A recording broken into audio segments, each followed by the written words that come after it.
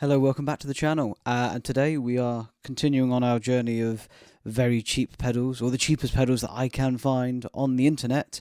And today we are looking at, if the colours can't give it away, Vintage Overdrive 01 in this very lovely, definitely branded, not cheapo unbranded stuff. But anyway, what we'll do is we'll get into the unboxing and we'll see what we've got. So as you can see on the top here, it says 0/1 Vintage Overdrive, and again the colours of the lights and the hoodie may give away what we're looking at here or what we've purchased. Now, so the analog chorus was £7. The tremolo or the trem was £9. Now we're really pushing the budget out here. As you can see from the slightly better box and the fact that we've got bubble wrap rather than just a little baggie, this was £12, 12 of your English sterling as of 2025. So here we have the instruction manual. It's in at least 1, 2, 3, 4, 5, 6, 7, 8 languages. Now we've got this little pull out here that we didn't get with the last one.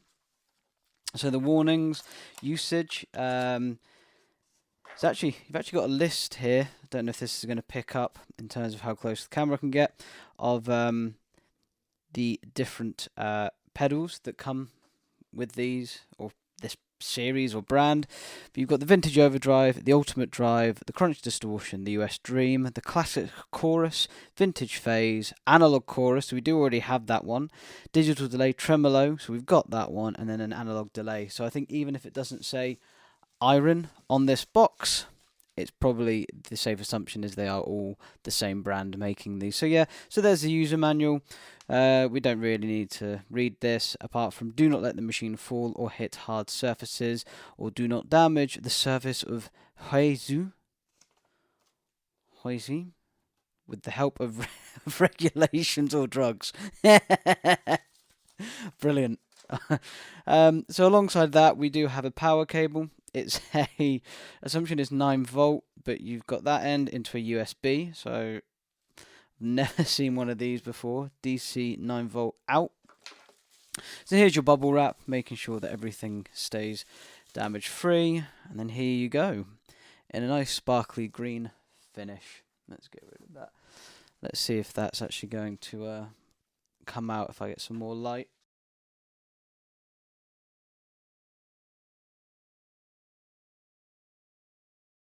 So,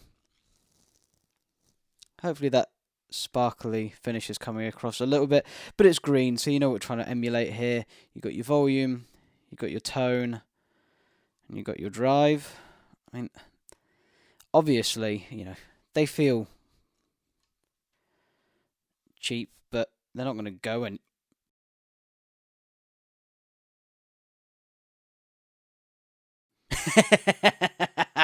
oh, okay. Ignore everything I was about to say about they're not going anywhere. But anyway, so there's your drive, there's your tone, and there's your volume. True bypass, proper foot switch, 9V in. Seems sturdy.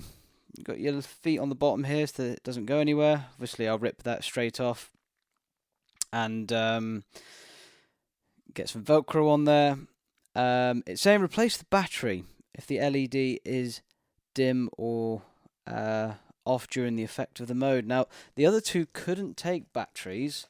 So what I'm going to very quickly do is we'll find a screwdriver, we'll open this baby up and actually see if this does take a battery, because that is a very small pedal to take some sort of battery, so bear with.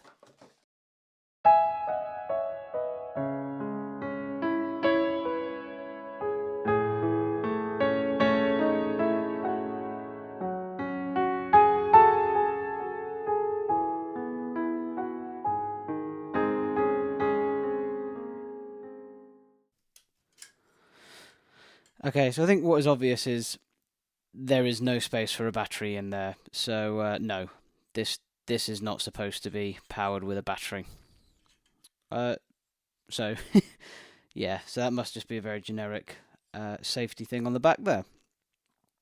So what we'll do is we'll get this put back together, and then we'll fire up an amp and we'll get some sounds. And I actually have with me at the moment a Tubescreamer, standard, a standard Tubescreamer from Ibanez. So we will actually get a bit of an easier comparison than the other two pedals, which would have taken a Strymon off of my pedal board and stuff. So yeah, we'll get this back up. We'll get everything set up. We'll get a Strat out because Tubescreamers and Strats go together.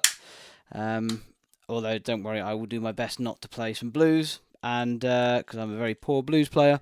And yeah, let's see how this sounds and actually compare it to an Ibanez TS Tubescreamer. I think it's a TS9. So yeah, bear with me. Let me get this set up, put that together, and we will hear how this sounds. Right, okay, so we're back and we're set up. So we've got the Hansen S-Style, and we're going into the V40 Duchess, just the V40. And then we've got the two pedals set up, ready to go. So what we'll do is we'll hear a little bit of the clean, and then we'll start listening to, firstly, the Vintage Overdrive here. Then we'll have a few tones from the TS, the Tubescreamer, which is a TS9 from Ibanez. And then we'll kind of compare them, see how they sound using the similar or same settings. So that's enough of my voice. Let's hear some guitar.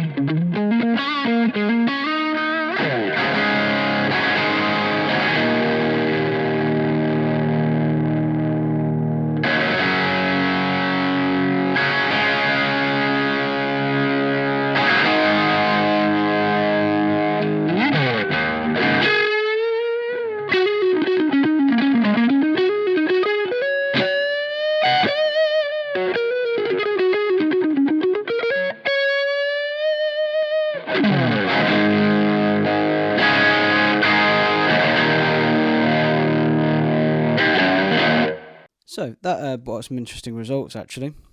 There's a little vintage overdrive pedal. I could tell it's cheap. You can tell this one is cheap. The clipping gives it away, in my opinion. It sounded cheaper. I would still rather use this than a Boss DS1 though. I thought this had a warmth to it. And fuzzed out quite quickly, so I think you do have to be careful with how much drive you are pushing through. In comparison to the actual Tubescreamer, I felt that this one didn't have that mid-hump boost thing that, you know, your Tubescreamer is famous for within the blues genre, that stereotypy Stevie Ray Vaughan, Tubescreamer, Fender. I don't think, in fact I know, you wouldn't get the same results with this. I don't think it sounds bad. I think it sounds cheap. I think you can tell it's not a nice boutique overdrive or even something like a blues driver from Boss. But I feel like there are some situations where actually that would be a good little pedal to have as just there. I can see actually using this as like a bass sort of your rhythm overdrive tone. It's, you know, it's got some body, it's got some weight to it, it's got some gain.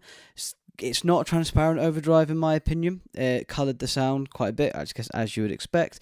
But I think you pair this with something. I think actually it's why I stacked them at the end. I think you pair this with a Tubescreamer and you get those mid frequencies that you're perhaps missing or you've not got from this, and actually that's how you get your lead tone, these two. I think you have to play with the EQs a little bit to, and make sure your drive isn't getting fuzzy, but I think it's actually, this could be a good use of that pedal. So I would pair that with a Tubescreamer and I think be quite happy with that, a clean amp, and for my two drive sounds, knowing as well if you really wanted to get quite a horrible, not very nice fuzz, but it could fuzz out, you just smash the drive all the way up on here on the neck pickup and it does start to fart out a little bit, so you could get away with that's your fuzz tone. So yeah, for 12 quid, cool little pedal. Looking forward to kind of making a rig with these pedals eventually.